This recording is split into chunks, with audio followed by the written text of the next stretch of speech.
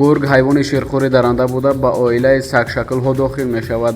Аслан гургҳо то 1 метр дароз мешаванд. Вазнашон 35 то 50 килограмм аст. Гург сари дарозрӯя дошта, гӯшҳои нӯктез ва пойҳои боқувват дорад.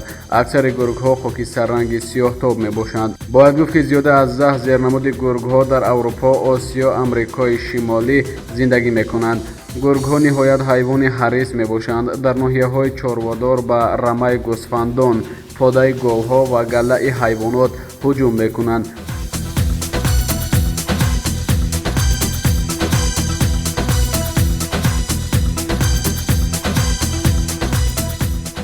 давраи ҳомиладории гургҳо 62-65 рӯз давом мекунад ва дар ҷойҳои ҷаррӣ, найзазорҳои хушк, ҷойҳои паноҳгоҳ бача мезоянд.